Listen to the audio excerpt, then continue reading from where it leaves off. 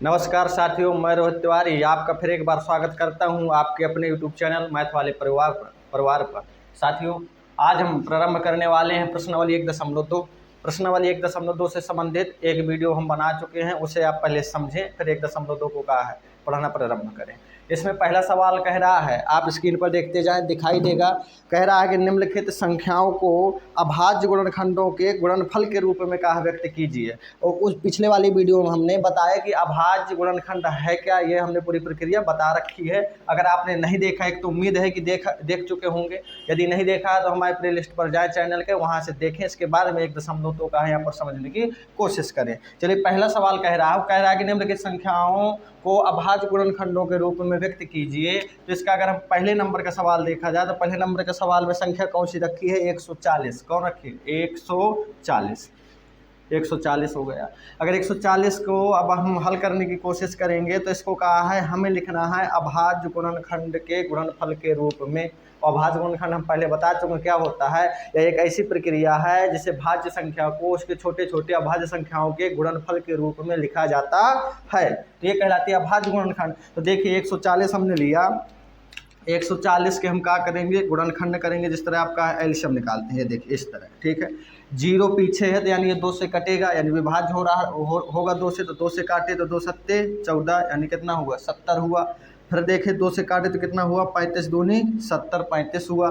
फिर देखें तो 5 से कटेगा तो 7 पना 35 हुआ। और फिर देखिए 7 एकन्नम 7, ये आया। तो आप इसको क्या लिखेंगे? इसलिए 140 बराबर क्या लिखेंगे आप? 140 बराबर क्या? सबसे पहले ये वाला 1 लिखेंगे तो 1 आ जाएगा आपका। 1 गुणे, देखेंगे यहाँ पर 2 गुणे 2। फिर देखेंगे आप गुणे में क्या आया? 5 आया। गुणे में क्या आया? 7 आया। आया कि नहीं आया? आया। अब देखें, अगर इसको देखा जाए तो यहाँ पर 1 अपनी जगह, कोई दिक्कत नहीं। 2 कितने बार आया है? 2 बार आया, इसलिए इसकी क्या? 2 की घात लग जाएगी। 2 के घात का 2 गुणे 5 और गुणे में क्या हो जाएगा? 7। यानी जो 140 को हमें लिखना था अभाज्य गुणनखंड के रूप में, तो 140 का अभाज्य गुणनखंड के रूप में लिख चुका है। देखिए 140 का अभाज्य गुणनखंड हो गया। अच्छा, एक बात बताऊं, इन सवालों को देखकर मुझे हमेशा कहा बचपन की याद आती है कि गर्मियों का दिन होता था, हमारे साथी का बाहर खड़े होते थे, इशारे से बुलाते थे, आओ भैया चलते हैं खजूरिया वजूरिया खाने गर्मियों के दिन में। तो घर वाले का है हमें चेतावनी दिया करते थे क्या, कि बेटा अगर तुम बाहर गए तो तुम्हारी का हड्डी तोड़ देंगे। मतलब इन सवालों को देखा नहीं तो यहाँ पर भी देखिए हड्डी ही तोड़ रहे हैं। मतलब इसको कहा छोटे छोटे भागों में कहा विभाजित कर रहे हैं। तो मैथ को एकदम लिंक जोड़ के चलिए अपने मैटर पर, यानी बचपन की कहानी ये सवाल हमेशा का ध्यान दिलाते हैं। तो 140 बराबर आपका क्या आया? 1 गुणे 2 के घाते 2 गुणे 5 गुणे 7, यानी इस सवाल के हमने क्या कर दिया? हड्डी तोड़ दी। चलिए स्क्रीनशॉट लीजिए। चलिए, अब पहले नंबर के दूसरे सवाल यानी 156 के भी हमें क्या करना है? अभाज्य गुणनखंड ही करना है, यानी सेम टू सेम वही प्रक्रिया कि आप क्या करेंगे? 156 को इस तरह लिखेंगे। लिखने के बाद में इस तरह आप खींचेंगे, देखेंगे 6 पीछे तो यानी 2 से विभाज्य होगा, तो 2 से 2 का भाग दिया, 2 सत्ते 14, 1 बचा, कितना हुआ? 16, 2 अट्ठे 16। फिर 2 से काटे तो 2 तिहाई 6, 1 तो 2 नाम 18, यानी कितना हुआ? 3, मतलब 9 आ गया। अब 3 से काटेंगे तो 3 एकन्नम 3 और 3 तिरकन हो, यानी 13। और आप जानते हैं 13 का है, 13 से ही विभाज्य होगा, इसलिए 13 एकन्नम 13। अर्थात इसलिए आप लिखेंगे 156 बराबर क्या लिखेंगे?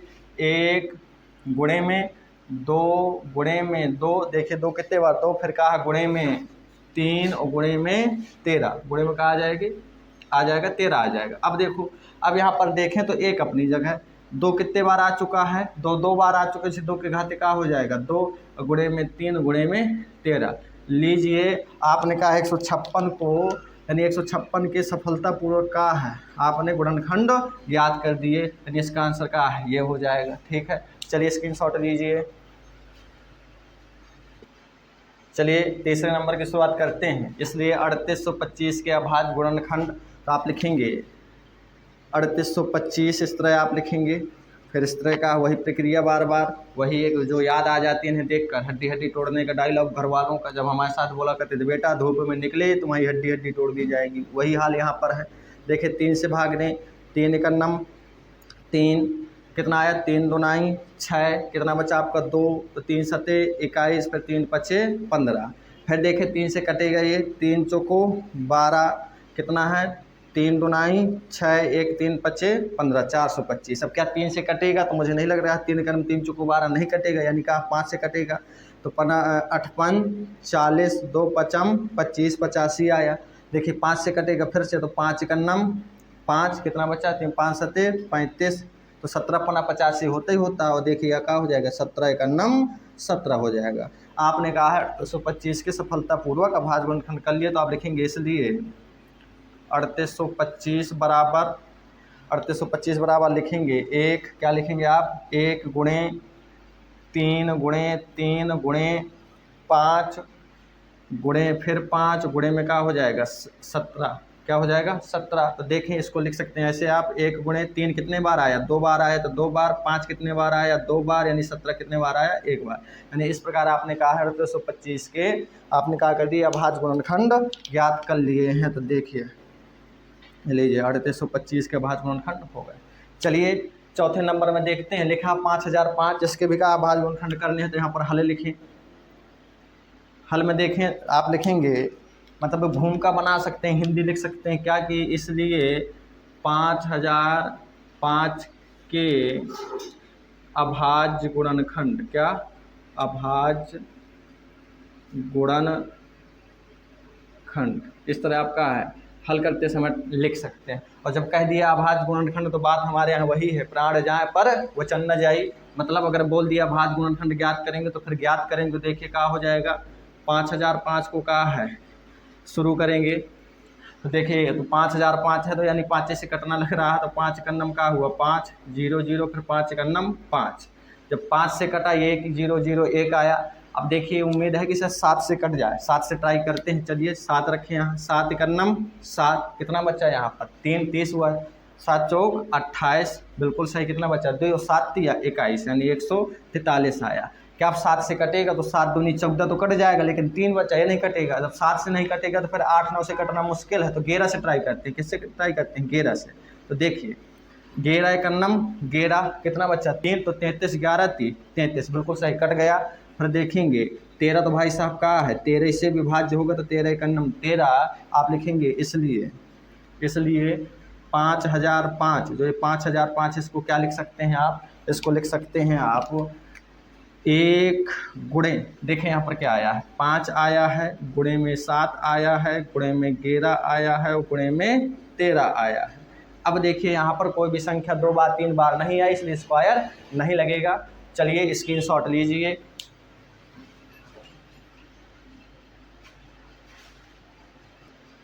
चलिए पहले नंबर का 5वां नंबर का पहले नंबर का 5वां सवाल देखते हैं। कह रहा 1729 के अभाज्य गुणनखंड के रूप में लिखिए, यानी इसको तो हम लिखेंगे इसलिए 7429 के अभाज्य गुणनखंड लीजिए। अब हमें लिखना है 7429 के अभाज्य गुणनखंड और सीधे का लाइन मार दी, लाइन आगे आप खींच देंगे इस तरह। फिर वही प्रक्रिया आप लिखेंगे इसलिए 7429 अपनी जगह लाइन खींचेंगे इस तरह की। लाइन तिरछी हो जा रही हो तो क्या है आपको समझना है कि सीधी ही है, ये लीजिए सीधी लाइन। और जब लाइन खींच दिए तब काटना शुरू करेंगे। 9 है पीछे, तो 9 है तो 3 से अप्लाई कर सकते हैं, तो 3 से ट्राई करते हैं। तो 3 दूनाई 6 14 हुआ, 3 चौको 12, फिर 21 पर 19 कटना नहीं है, यानी 3 से कट नहीं रहा, 4 से कटेगा नहीं, 5 से कटेगा नहीं, जब 3 से नहीं कटा तो 6 से कटेगा नहीं, 7 से ट्राई कर लेते, 7 एकन्नम 7, 7 पना 35 अच्छं 42, फिर 9 बचेगा, 7 से नहीं कट रहा है, 8 से कटना नहीं है, 9 से ना कटेगा जब 6 से 3 से नहीं कटा है, 10 11। इस प्रकार हम देख रहे हैं कि छोटी संख्याओं से हमारा ये नहीं कट रहा है, तो सीधे किससे कटेगा ये 17 से ट्राई करेंगे। किससे करेंगे 17 से, 15 16 से कटना नहीं क्योंकि 5 है नहीं पीछे, तो 17 से ट्राई किया तो 17 का पहाड़ा पड़िए कि 74 से ज़्यादा ना जाए, तो 17 का 17, 17 34, 17 3 51, 17 चौको 68।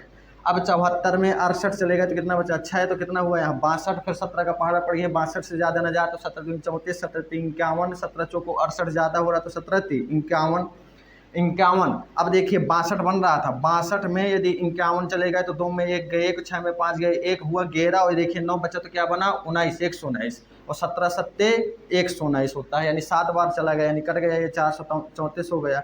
अब देखिए क्या ये 17 से कटेगा तो 17 दूनी 34, यानी ये कहा 17 से नहीं कट रहा है, तो फिर देखिए 19 से ट्राई करिए। किससे कहिए? 19 से। 19 का पहाड़ा पढ़ें, 43 से ज़्यादा ना जाए तो 19 दूनी 38, 19 30 57 हो जाएगा ज़्यादा, तो 19 दूनी 38। अब जब 43 में 38 चले गए तो कितना बचा? 2 वहाँ, 3 है 5 57, 19 30 57, बिल्कुल सही, कट जाएगा 19 से। तो 19 का 19 दूनी 38, कितना बचा यहाँ पर? 5 बना 57, तो फिर क्या है?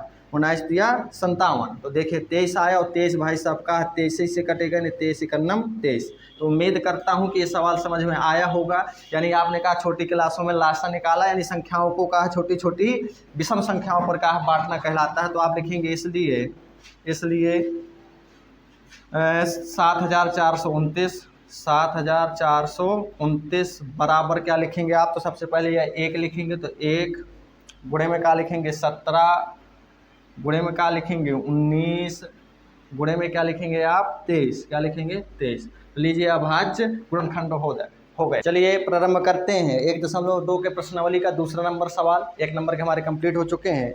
दूसरे नंबर में कहा जा रहा है, स्क्रीन पर देखते जाएं, दिखाई देगा कि पूर्णांकों के निम्नलिखित युग्मों के HCF और एलसीएम ज्ञात कीजिए। देखिए इसमें जो पूर्णांक दे रहा है उनके क्या ज्ञात करना है?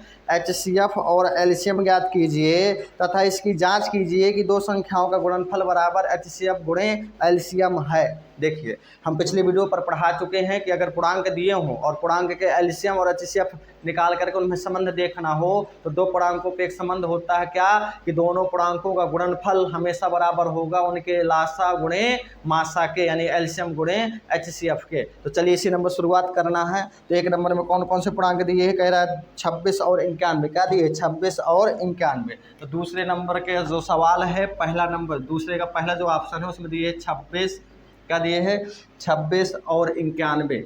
लीजिए 26 और 91, इसमें आपको क्या करना है? 26 और 91 के एलसीएम ज्ञात करना है, साथ में HCF ज्ञात करना है, और फिर इनके का पूर्णांकों और HCF में संबंध भी स्थापित करके दिखाना है कि क्या हाँ ये बराबर है कि नहीं है। चलिए आपको मालूम है एलसीएम भी ज्ञात करना। आपके लिए एक सजेशन, कभी भी पूर्णांकों का HCF भी ज्ञात करना हो और एलसीएम भी ज्ञात करना हो, दोनों ज्ञात करने हो, तो हमेशा आप क्या लगाएंगे? अभाज्य गुणनखंड विधि का उपयोग करेंगे। तो चलिए हल करते हैं इसको। तो आप जानते हैं कि अगर अभाज्य गुणनखंड विधि का उपयोग करना है तो इनके का हड्डी हड्डी तोड़नी पड़ जाएगी, मतलब इनके अभाज्य गुणनखंड करने पड़ जाएंगे। इसलिए आप क्या लिखेंगे? इसलिए लिखेंगे हल में, इसलिए 26 को कहा है आप अलग अलग देखेंगे और 91 को कहा है अलग से देखा जाएगा। लीजिए ठीक है, 26 को देखें तो 2 से कटेगा, तो 13 दूनी 26, और फिर देखिए 13 एकन्नम 13, ये कहानी बनी। अगर 96 को देखा जाए तो 96 का है 7 से कट जाएगा, ये 7 एकन्नम 7, कितना बचे यहाँ? 2, 7 या 21, यानी 13 7 91 होता है, और 13 एकन्नम का हो गया? 1 हो गया। आपने देखा कि 26 के और 91 के आपने अभाज्य गुणनखंड कर लिए, और हम पिछली वीडियो पर आपको कहा सिखा चुके हैं कि अभाज्य गुणनखंड विधि से एलसीएम कैसे ज्ञात करेंगे और HCF कैसे ज्ञात करेंगे। तो हम लिखेंगे इसलिए 26 बराबर होगा 1 गुणे 2 गुणे 13। हुआ कि नहीं हुआ? हुआ। फिर आप लिखेंगे इसलिए 91 बराबर हो जाएगा आपका 1 गुणे 7 गुणे 13 हो जाएगा। हमने कहा था कि एक लाइन इस तरह की खींच देना प्यारी से, यहाँ लिख देना इसलिए HCF का लिख देना। HCF इनका हम क्या निकालने जा रहे हैं? HCF किनका निकालने जा रहे हैं? 26 और 91 का। किसका? 26 और 91 का। तो HCF में एक बात आपको सिखाई थी, HCF उन्हीं को कहा है निमंत्रण पत्र देगा जो सभी नियम का है फॉलो कर रहे होंगे, अर्थात दो पूर्णांक है तो दोनों में मिल रहे हों। देखिए यहाँ 1 1 मिला तो 1 को ले लिया, फिर देखिए 2 ऊपर है 2 नीचे नहीं तो नहीं लेंगे।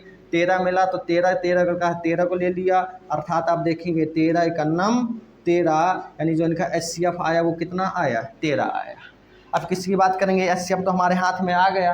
अब हम चर्चा करेंगे एलसीएम की। किसकी? एलसीएम की। तो आप पुनः लिखेंगे, पुनः में क्या लिखेंगे? आप लिखेंगे पुनः में यहाँ पर लिख दें चूँकि जो 26 है, 26 को हम क्या लिख सकते हैं? 26 को लिख सकते हैं हम 1 गुणे 2 गुणे में क्या लिख सकते हैं 13। अब ये भी लिखा हमने, आप लिखेंगे चूंकि जो हमारा 91 है, 91 को क्या लिख सकते हैं, 91 को लिख सकते हैं हम 1 गुणे 7, गुणे में 7 में क्या लिखेंगे 13। और चलिए अब किसकी बारी आएगी, एलसीएम के आएंगे। आप लिखेंगे इसलिए एलसीएम यानी लासापा किसका, कोष्टक में दिखाएंगे 26 और 91 का, किसका 26 और 91 का। देखिए जो एलसीएम होता है, एलसीएम कैसा है, दयालु आदमी है। उसने कहा जो दोनों नियम फॉलो करे वो भी आए, जो ना करे वो भी आए, लेकिन वो कब आएगा, बाद में आएगा। जो दोनों नियम फॉलो करेंगे वो पहले ही आएगा। तो देखिए यहाँ पर 1 दोनों पे मिला, 1 आ गया। फिर देखे कौन दोनों मिल रहा है, तो 13 दोनों में मिल रहा है, 13 आ जाएगा। अब क्या 2 और 7 निराश हो जाए कि हमको नहीं बुला हुआ आया, हम नहीं जाएंगे, तो नहीं भाई साहब, इन्हें भी बुलाया जाएगा लेकिन बाद में। तो देखिए 2 आया और साथ में 7 भी आया, क्या आया, 2 आया साथ में 7 भी आया। अब देखिए अब आप क्या कराएंगे, गुणा करा सकते हैं। तो 13 एकन्नम 13, 13 दूनी 26 यानी 26 हुआ, गुणे में क्या हुआ 7, 26 गुणे में 7 और 7 का गुणा कराएंगे तो 26 सत्ते आपका क्या हो जाएगा 182। क्या हो जाएगा आपका 182। तो आपने एलसीएम देखा 182 आया, एचसीएफ देखा 13 आया। अब क्या एलसीएम एचसीएफ तो हमने ज्ञात कर दिया, अब हमें ज्ञात करना है एलसीएम एचसीएफ और दोनों पूर्णांकों के बीच में संबंध। तो संबंध आप यहाँ देखेंगे, आप लिखेंगे इसलिए पूर्णांकों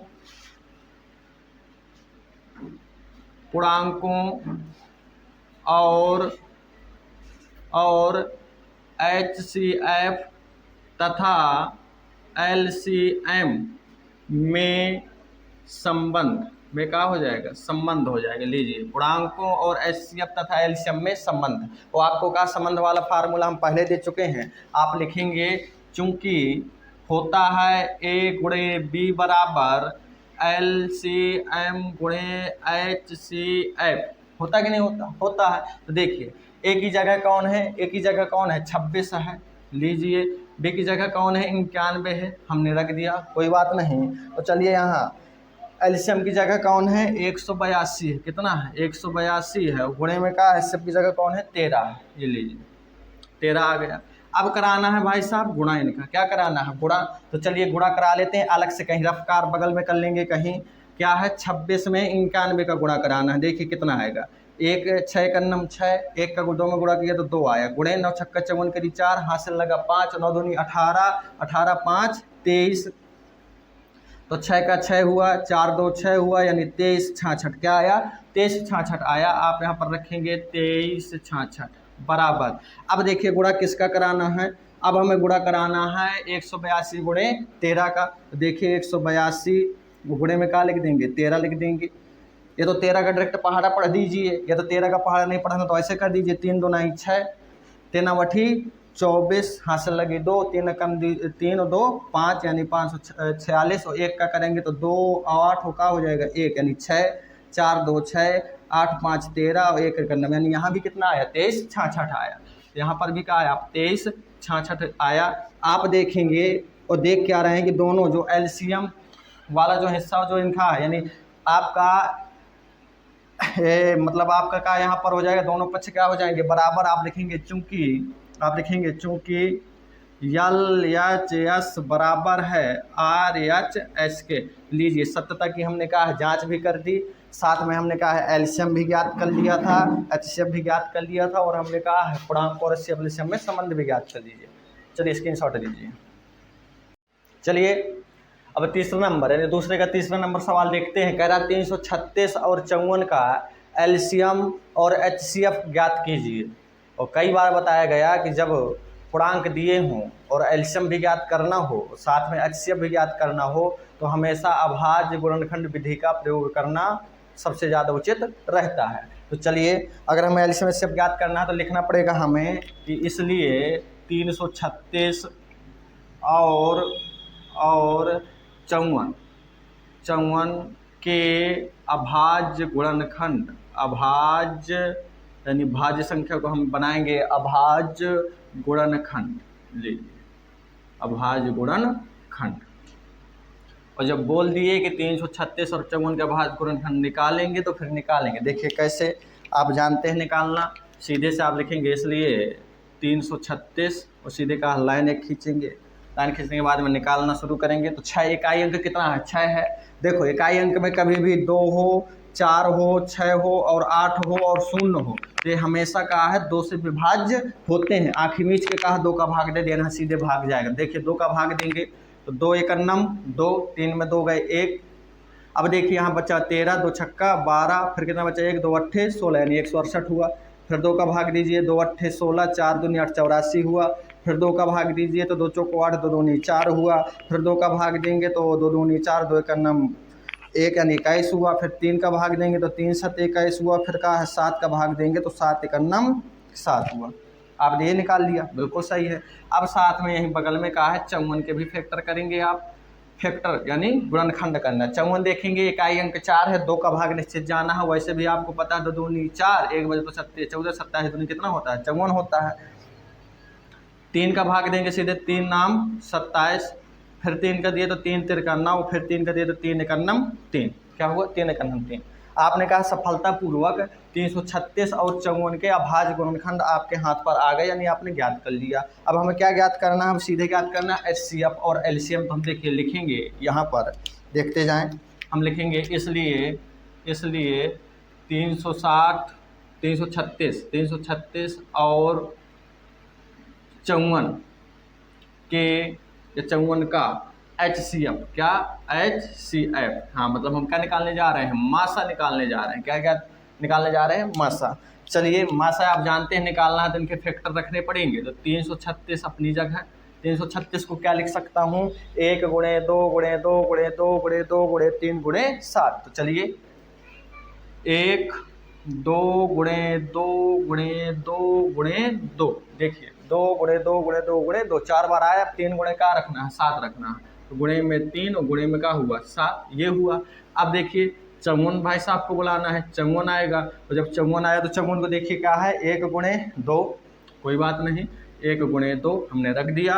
3 गुणे 3 गुणे 3, चलिए 3 गुणे 3 गुणे 3 रख दिया। फिर वही कहानी, क्या निकालना है हमें? HCF लिखेंगे हम। इसलिए HCF किसका किसका? तो 336 और किसका? 54 का। ये लीजिए। अब मासा का जानते हैं आप नियम, सख्त आदमी वो बोलेगा 2 पूर्णांक है तो जो दोनों नियम फॉलो करे वही आएगा हमारी टीम पे, जो नहीं फॉलो करेगा नहीं आएगा। सीधी सी बात हम बोलेंगे। ठीक, ट्राई करते हैं, चेक करते हैं कौन कौन हमारी टीम पर है। देखिए 1 दोनों जगह मिला, 1 हमारी टीम पर है। 2 दोनों जगह मिला, 2 हमारी टीम पर है। और देखिए कुछ मिल रहा है, हाँ भाई साहब 1 3 मिल रहा है, देखिए तो 3 हमारी टीम पर है। इसके अलावा जितने हैं वो तो एक नियम फॉलो कर रहे हैं तो कोई दूसरा नहीं कर रहा, कोई दूसरा कर रहा तो कोई पहला नहीं कर रहा, इसलिए सबको कहा छोड़ देंगे, यानी भीड़ हम कहा सब हटा देंगे। 3 दूनाई 6, 6 का नम 6, यानी HCF कितना आ गया? 6 आ गया। चलिए अब एल्शियम की बात करेंगे तो हम लिखेंगे इसलिए 336 और 54 का LCM यानी लासापा, क्या बोलते हैं हम? लासापा, लघुत्तम समाप वर्ग। अब देखिए 336 और 54 का एल्शियम। अब एल्शियम निकालने के लिए भी वही बात है भाई साहब, 336 के फिर फैक्टर लिखने पड़ेंगे। 336 के फैक्टर लिखेंगे, क्या है वही लिख देंगे शुरुआती। 1 गुणे 2 गुणे 2 गुणे 2 गुणे 2 गुणे 3 और गुणे में 7। ठीक, फिर लिखेंगे 54 का। तो 54 देखिए, 54 का 1 गुणे 2 गुणे 3 गुणे 3 और गुणे 3, क्योंकि 3 बार 3 3 आया है। चलिए लाइन वही खींच देंगे। अब लिखेंगे इसलिए LCM, क्या लिखेंगे? LCM किसका किसका भाई साहब? तो आपको मालूम है 336 और 54 का एल्शियम हम निकालने जा रहे हैं। एल्शियम भाई साहब अच्छा दिल इंसान आदमी, क्यों? तो कहता है जो नियम फॉलो करे उन्हें पहले बुलाइए, जो नियम ना फॉलो करे एक ही फॉलो कर दे, यानी जो एक ही नियम का अनुसरण कर ले उसे बाद में बुलाइए, पर बुलाना सबको है। सबका साथ सबका विकास, ये एल्शियम भैया का नारा है। तो देखिए सबसे पहले 1 1 मिला तो 1 बुलाए, फिर देखिए 2 2 मिला तो फिर कहा है 2 बुलाए। अब देखिए 3 मिल रहा है तो पहले 3 को बुलाओ, 3 बुला लिए, कोई बात नहीं। अब देखें ये 3 2 खाली है ना, 2 2 2 इनको भी बुलाओ, 2 गुणे 2 गुणे 2 बुला दीजिए। ठीक है। अब देखो नीचे वाले 2 3 खाली है तो इनको बुलाओ, 3 गुणे 3। ऊपर हमारे बड़े भैया 7 भैया बचे, इनको भी बुला लो। अब देखिए शायद सब आ चुके हैं। एक बार फिर समझ लें, एक कटा, एक आया, दो दो का दो आया, इस तीन का इस तीन आया। अब ये दो दो बच रहे हैं, पूरे दो दो बुला दिए, तीन बच रहे हैं, तीन बुला दिए, सात का सात बुला दिए। अब देखिए गुणा कराना, तो गुणा कराना चलिए प्रारंभ करते हैं, आइए मेरे साथ पे। एक दूनी दो, दो तिहाई छः, छः दूनी 12, 12 दूनी 24, 24 दूनी 48। यानी आप इतना लिख सकते हैं कि 48 गुणे 3, हाँ कितना आ रहा था, एक दूनी दो, दो तिहाई छः, छः दूनी 12, 12 24, 24 दूनी 48, 3 तिरका 9। चलिए 3 गुणे 7 इतना लिख देंगे, ठीक है। गुणनफल धीरे धीरे कराएंगे। अब देखिए अगर आप देख लें तो 3 तिरका इतना का लिख सकता हूँ, 9 लिख सकता हूँ, तो इसको का 3 गुणे 3 को मैं लिख दूंगा सीधे 9, का लिख दूंगा 9। चलिए हम 9 को गुणा कराते हैं, 9 8 72 के लिए 2 हाथ से लगी 7, 9 चौको 36, और 36 में जब हम 7 जोड़ेंगे तो कितना हो जाएगा 43, 432, और 432 गुणे में क्या हो जाएगा 7। जब 7 हो गया तो 7 दूनी 14 के लिए 4 हाथ से लगी 1, 7 या 21, 21 1 22 के लिए 2 हाथ से लगी 2, 7 चौक 28, 28 2 कितना हो जाएगा 30, यानी 30 24 इसका क्या आया एलसीएम आया, 30 24 क्या आया एलसीएम आया। अब एलसीएम एचसीएफ तो हमने निकाल लिया, पर एक प्रश्न और है साथ में, कह रहे हैं इनका संबंध भी स्थापित करिए। तो संबंध तो हम कहा है बिल्कुल स्थापित करेंगे, तो आइए हम यहाँ लिखेंगे। अब आपको यहाँ ध्यान देना है, इसलिए पूर्णांकों तथा एलसीएम एवं एचसीएफ में संबंध लीजिए। ये आपकी का हेडिंग बन गई, का पूर्णांकों तथा एलसीएम एचसीएफ में संबंध। और भाई साहब वही एक संबंध क्या कि दो संख्याओं का गुणनफल, यानी दो पूर्णांकों का गुणनफल हमेशा बराबर होगा, उन्हीं के एलसीएम और उन्हीं के एचसीएफ के। हमने कहा कोई बात नहीं, ट्राई करते हैं। चलिए अब ए का मान देखेंगे, ए का मान कितना है 336 है, कोई बात नहीं, 336 ये हो गया। गुणे में बी का मान कितना है 54 है, 54 है, कोई बात नहीं। एलसीएम का मान आया 3024, हमने 3024 रख दिया भाई साहब, जो आया वही रखेंगे। एचसीएफ का कितना आया 6 आया, तो हमने 6 रख दिया। चलिए अब गुणनफल कराते हैं। गुणनफल में आप देखें मैं यही कराए दे रहा हूँ, आप रफ्कार करना चाहें रफ्कार बगल में कर लें। 4 6 24 के लिए 4 हासिल लगी 2, 4 तिया 12, 12 2 कितना हो जाएगा 14 के लिए 4 हासिल लगी 1, 4 तिया 12 1 13, गुणा लगाएंगे। 5 का 6 पंचे 30 के लिए 0 हासिल लगी 3, 5 ती 15 16 17 18 के लिए 8 हासिल लगी 1, 5 ती 15 1 16। चलिए जोड़ेंगे तो 4 का 4, फिर 4 का 4, फिर कितना हो जाएगा 8 3 11 हासिल लगी 1, 6 1 7 कितना 8, यानी 18,144 ये आया। चलिए क्या हमारा यहाँ पर भी वही मान आता है जो यहाँ पर आया है, ट्राई करेंगे। देखिए दोनों हमने कहा है कि बराबर होंगे, तो फिर बराबर ही देखना क्या बराबर आ रहा है, कराइए गुणा। तो 6 चौको 24 केरी 4 हासिल लगी 2, 6 दूनी 12, 12 2 14, तो देखिए 14 केरी 4 हासिल लगी 1, और 1 6 का गुणा 0 में कराएंगे तो 0 हो जाएगा, हासिल लेकर आएगी तो 1 और 6 1 18 18। आप देख रहे हैं क्या कि आपका जो एलएचएस है वो आरएचएस के क्या है बराबर है, तो आप लिखेंगे अतः एलएचएस बराबर है आरएचएस के। चलिए देखें, उम्मीद है कि आप लोगों को समझ में आया होगा। यदि वीडियो समझ में आ रही है तो आप लोग क्या करें, लाइक करें, कमेंट करें, और अगर नए हैं तो चैनल को क्या है सब्सक्राइब करें, स्क्रीनशॉट आप का लीजिए।